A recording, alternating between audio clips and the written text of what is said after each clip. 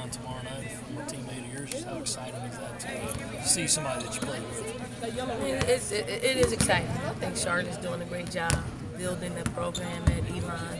It's always great to have former WNBA players doing so well in the coaching ranks and giving back to the game and being servants of the game. And she's got a really good team. She's got a team in which they're disciplined. They know what they want. They work inside out. So it's not a game in which we're looking to just roll them over. We're going to have to play for 40 minutes, and it's a good game for us to play right before the break because it requires us to focus. You talked about how good your rebounding was yesterday. Overall, defensively, outside rebounding, how do you think the team's played lately? I think we're getting better. We're getting better defensively and rebounding. I think what we have to do now for our players, the positions, we have to give them goals. I think they're really good at when you give them a goal to accomplish in a game, they usually focus in on it. When they're broad, they can't really concentrate on what they need to do. So that's what we're going to start doing, and I think it's been helpful for us. What type of goals are you referring to when you say you want to map out a plan? The plan is you take the points, you accumulate the points and the rebounds of the post position and the guard position, and you let them know they can't meet their mark. And we try to cut that production down in half. We're just starting at this particular game because I think we got exposed a little bit by their post players putting the ball on the floor. So we got to give our post players goals to accomplish within the game. How is Elena playing versus sort of the expectation or the ideal you have for her? Well, I mean, I think Elena can just give more.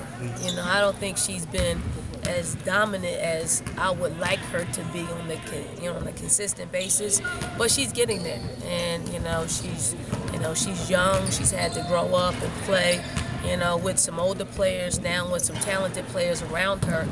So I think it kind of allowed her to grow at her own pace.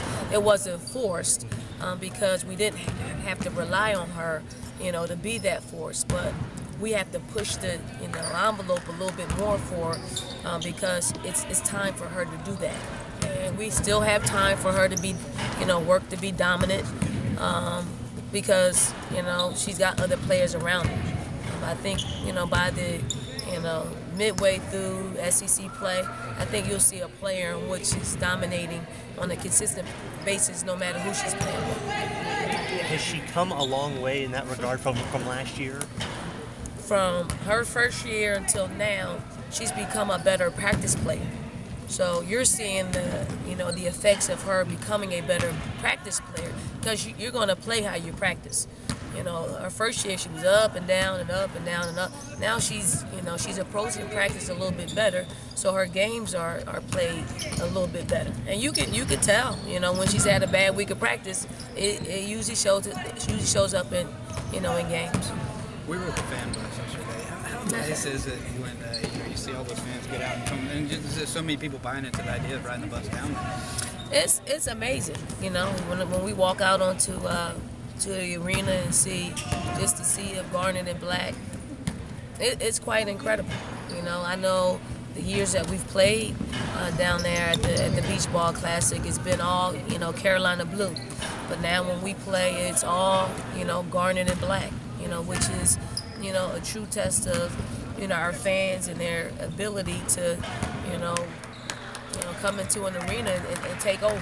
It gives us great relief to know that every time that we step on the floor, we see our fans in the stands cheering us on. What have you learned about your team through the first 11 games that has maybe surprised you a little bit? It's weird. We can beat anybody, but we can also lose to anybody if we don't bring the focus that's needed for us to just be dominant and be great every day. But it's also encouraging to know that we haven't peaked yet. We haven't even scratched the surface when it comes to us being great. So they'll always have something to shoot for, and hopefully we leave no room for us being great as we continue to progress in the season, and hopefully that leads to us playing our best basketball, come March and April.